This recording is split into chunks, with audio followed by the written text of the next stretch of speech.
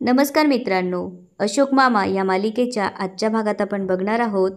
Police जेव्हा अशोक मामांच्या घरी येतात तेव्हा अशोक मामा म्हणतात, हो मीच अशोक माजगावकर आहे, काय काम आहे? त्यावर पोलीस इन्स्पेक्टर म्हणतात, मी इन्स्पेक्टर पाटील, कदमबाग पोलीस स्टेशन, तुमच्या नातीची तक्रार आली. हे ऐकून सगळ्यांनाच धक्का बसतो. भैरवी येऊन म्हणते, इन्स्पेक्टर साहेब आपण बाहेर बोलूया, मी येते पोलीस स्टेशनमध्ये. त्यावर अशोक मामा म्हणतात, एक मिनिट, काय झालं हे मला कळायलाच हवंय. त्यावर पोलीस इन्स्पेक्टर म्हणतात, संयमी माजगावकर ही तुमचीच नात ना? त्यावर अशोक मामा म्हणतात, हो माझीच नात, काय झालं? काय केलं आहे तिने? प्रॉब्लेम काय? आणि अशोक मामा विचारतात, तक्रार कोणी केली? त्यावर पोलीस इन्स्पेक्टर म्हणतात, ईशान माजगावकर नावाच्या मुलाने केली. हे ऐकल्यावर त्यांना आणखी एक धक्का बसतो आणि अशोक मामा ईशानजवळ जाऊन त्याला विचारू लागतात, ईशान तू संयमीबद्दल तक्रार केली आहे? त्यावर ईशान खाली मान घालून उभा राहतो. त्यावर त्याचे चंदोबा विचारू लागतात, ईशान आजोबा काय विचारतायत, तू संयमीची तक्रार केलीस का? तेवढ्यात अशोक मामांच्या घरी पोलीस आलेले बघून सातपुते, देसाई, तोरणे आणि त्यांचा ग्रुप तिथे येतो. ईशानला शांत बसलेलं बघून मीना आजी विचारते, अरे बोल ना, का मुग गिळून बसलायस? तेवढ्यात देसाई म्हणतात, तुमच्या घरातले वाद इतक्या विकोपाला जातील असं वाटलं नव्हतं. सख्या भावाने सख्या बहिणीबद्दल तक्रार केली आहे. अशोक मामा पुन्हा ईशानला विचारू लागतात, तू तक्रार का केलीस?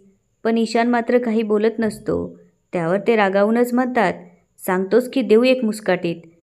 त्यावर भैरवी जाऊन ईशानजवळ उभी राहते आणि म्हणते, बाबा एक मिनिट, त्यांना काही बोलू नका. तेवढ्यात अनिश म्हणतो, बाबा तुम्ही शांत व्हा. आणि देसाईंच्या ग्रुपला म्हणू लागतो, तुमचं काय, तुम्ही नंतर या. त्यावर तोरणे म्हणतात, असं कसं, आमच्या सोसायटीत काय चाललंय हे आम्हाला कळायला नको? त्यावर अनिश म्हणतो, तुमचा काय संबंध याच्याशी? आणि हे बघा माझा अंत बघू नका. त्यावर देसाई म्हणतात, नाही आम्ही इथून जाणार नाही. त्यावर अशोक मामा म्हणतात, काय चाललंय मला कळेल का? अनिश अशोक मामांजवळ जाऊन म्हणतो, बाबा तुम्ही शांत व्हा, मी बघतो. त्यावर अशोक मामा म्हणतात, नाही नाही मी बघतो, तू उगाच रागाच्या भरात काहीतरी बोलून जाशील. त्यावर अनिश म्हणतो, बाबा ट्रस्ट मी, तुम्ही शांत बसा. असं म्हणून तो त्यांना सोफ्यावर बसायला सांगतो. आणि तो पोलीस इन्स्पेक्टरला विचारू लागतो, साहेब काय झालं सांगाल का मला? त्यावर इन्स्पेक्टर विचारतात, तुम्ही कोण? त्यावर अनिश म्हणतो, मी ईशान आणि संयमीचा काका. त्यावर इन्स्पेक्टर विचारतात, त्यांचे आईवडील कुठे आहे? त्यावर अनिश म्हणतो, ते परदेशात असतात. तेवढ्यात सातपुते म्हणतात, नाही साहेब. आणि ते पुढे काही बोलणार तेवढ्यात अनिश म्हणतो, सातपुते तुम्हाला विचारलं आहे का त्यांनी? तुम्ही शांत बसा. त्यावर पोलीस इन्स्पेक्टरला काहीतरी गडबड वाटते आणि ते विचारतात, हे बघा खरी खरी माहिती द्या, नाहीतर उगाचच गुंता वाढेल. तेवढ्यात भैरवी येऊन म्हणते, साहेब एक मिनिट, मी तुम्हाला सांगते, मी मुलांची मावशी, हे त्यांच्या आजी आजोबा म्हणजे त्यांच्या आईचे आईवडील, आम्ही सगळे मिळून सांगतोय की त्यांचे आईवडील परदेशात राहतात. तेवढ्यात इरा म्हणते, काका आमचे आईवडील गॉड युनिव्हर्समध्ये राहतात. आत्ता असं वाटतंय की ते परत येणारच नाही. अनिश ईशानजवळ जाऊन विचारू लागतो, ईशान काय म्हणतायत हे? तू संयमी ताईच्या अगेन्स्ट पोलीस कंप्लेंट केली? त्यावर ईशान म्हणतो, नाही अरे काका, मी तिच्या अगेन्स्ट कंप्लेंट नाही केली. त्यावर त्याचे चंदोबा विचारतात, ईशान मग हे काय म्हणतायत? त्यावर तो म्हणतो, मी पार्थ आणि कियान आम्ही कंप्लेंट केली, हे एकदम खरं आहे, पण आम्ही ताईबद्दल कंप्लेंट नाही केली हो. त्यावर अनिश विचारतो, मग? त्यावर ईशान म्हणतो, आम्ही फक्त एवढंच म्हटलो की प्रभू काकूंच्या गाडीवर जी चिठ्ठी आहे त्याचा शोध घ्या. आम्हाला वाटलं की काहीतरी डेंजर असेल म्हणून आम्ही पोलीस स्टेशनमध्ये गेलो. त्यावर पोलीस इन्स्पेक्टर म्हणतात, कसं आहे ना बाळा, प्रकरण थोडं गंभीर आहे. संयमी माजगावकरनी प्रभू फॅमिलीला धमकी दिली की माजगावकरांच्या नातीला त्रास देऊ नका, अन्यथा परिणाम वाईट होतील. त्यावर अनिश विचारतो, कशावरून? त्यावर ते म्हणतात, आमच्याकडे पुरावा आहे. आणि ते अनिशला संयमीने लिहिलेली चिठ्ठी दाखवतात आणि म्हणतात, आम्ही इन्व्हेस्टिगेशन केलं आणि त्यातून आम्हाला कळालं. आता कसं कळालं ते आम्ही सांगत बसणार नाही, पण त्यातून आम्हाला एक गोष्ट कळाली की संयमी माजगावकर त्या पार्टीत होत्या. म्हणजे तुमची पुतणी त्या रेव पार्टीत सहभागी होती आणि तिथून ती पळून गेली. तेवढ्यात देशमुख येऊन म्हणतात, एक मिनटं इन्स्पेक्टर साहेब, काय सांगतायत तुम्ही? म्हणजे प्रिया जशी जेलमध्ये गेली तशी संयमी पण जायला हवी होती. त्यावर इन्स्पेक्टर म्हणतात, हो, आणि तसं होऊ नये म्हणून त्यांच्या मुलीला आणि तिच्या कुटुंबियांना तिने धमकीसुद्धा दिली. ही तक्रार तुमच्याच पुतण्याने आम्हाला दिली. त्यामुळे कारवाई तर करावीच लागेल. बोलवा संयमीला. त्यावर भैरवी म्हणते, नाही, ती कॉलेजला ॲडमिशनला गेली आहे. पुढे ते विचारतात, काय वय काय तिचं? त्यावर अनिश म्हणतो, 16. त्यावर ते म्हणतात, म्हणजे अंडर एज आहे. आणि ते विचारतात, दारू पिते का? त्यावर देसाई येऊन म्हणतात, साहेब, काय ना, हे लोक परदेशातून आलेत, त्यामुळे असूही शकेल. काय तिकडच्या संस्कृतीत चालतं ना, पण आपल्याकडे नाही चालत. हे ऐकल्यावर अनिशला राग येतो आणि तो म्हणतो, देसाई, उगाच त्यांना मिसगाईड करू नका. आणि तो म्हणतो, इन्स्पेक्टर साहेब, संयमी अजिबात दारू पित नाही. त्यावर ते म्हणतात, ठीक आहे, पण ती आली की तिला पोलीस स्टेशनला घेऊन या. त्यावर भैरवी म्हणते, नाही येणार. अनिश भैरवीला थांबवतो. त्यावर भैरवी म्हणते, काय नॉनसेन्स आहे यार, आमची मुलगी लहान आहे म्हणून तुम्ही कसाही त्रास देणार तिला? नाही येणार ती, काय करायचं ते करा. त्यावर पोलीस इन्स्पेक्टर म्हणतात, हे बघा मॅडम, तोंड सांभाळून बोला. त्यावर भैरवी म्हणते, नाही बोलणार, काय करणार? ईशाने तक्रार केली ना, आता ईशाने मागे घेतली, चला निघा. त्यावर पोलीस इन्स्पेक्टर म्हणतात, हे बघा माजगावकर, यांना समजून सांगा आमच्याशी नीट बोलायचं. त्यावर अनिश इन्स्पेक्टर साहेबांची माफी मागू लागतो आणि भैरवीला म्हणतो, तू जरा शांत बसशील? आणि तो इन्स्पेक्टरना पुन्हा विचारू लागतो, how can we assist you? त्यावर इन्स्पेक्टर साहेब म्हणतात, हे बघा, मला पार्टीची संपूर्ण माहिती हवी आहे. कोण लोक होते, कसली नशा केली, आणि हो, त्यासाठी तुम्हाला संयमीला पोलीस स्टेशनला घेऊन यावंच लागेल. त्यावर भैरवी म्हणते, कशाला? जी काही माहिती पाहिजे ती तुम्हीच काढा ना. आमच्या मुलीला का त्रास देताय तुम्ही? ती कसलीही माहिती देणार नाही आणि तिला मी चौकीत येऊ देणार नाही. तुम्हाला जर असं वाटत असेल ना की हे पैसे खाण्याची संधी आहे, तर घ्या तुम्ही. तितक्यात अशोक मामांचा आवाज येतो, मी नेईल. आणि ते इन्स्पेक्टरला म्हणू लागतात, मी स्वतः संयमीला पोलीस चौकीत घेऊन येईल. हे ऐकल्यावर भैरवी अशोक मामांना म्हणू लागते, अहो काय बोलताय तुम्ही? ते उगाच काहीतरी गुन्हा दाखल करतील आणि क्रिमिनल रेकॉर्ड होईल तिचा. त्यावर अशोक मामा म्हणतात, हे आपण गृहीत धरतोय. त्यावर भैरवी विचारते, म्हणजे? त्यावर अशोक मामा म्हणतात, ते तसं करणारही नाही.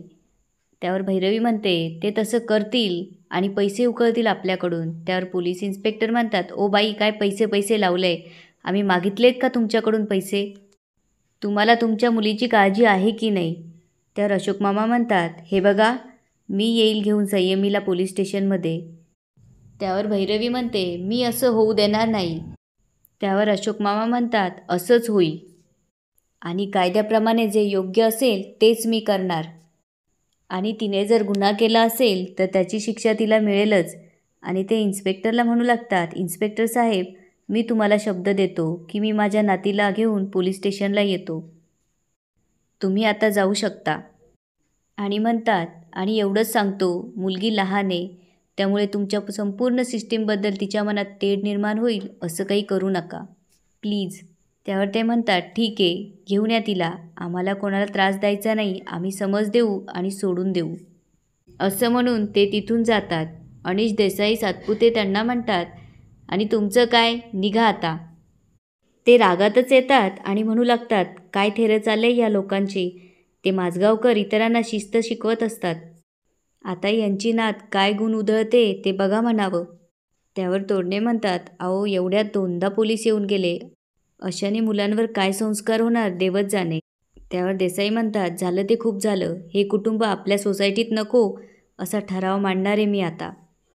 इकडे सगळेजण शांत बसलेले असतात. भैरवी म्हणते, नशीब संयमी घरात नव्हती.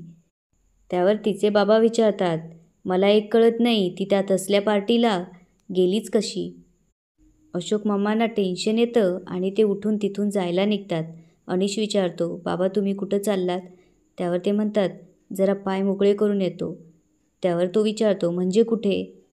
त्यावर ते म्हणतात, माहीत नाही. त्यावर अनिश म्हणतो, 1 मिनटं. आणि तुमचा फोन घेऊन जा. अशोक मामा गेल्यावर भैरवीच्या बाबांना खूप वाईट वाटते आणि ते म्हणतात, या भल्या माणसाला अजून किती त्रास देणार आहे तुम्ही.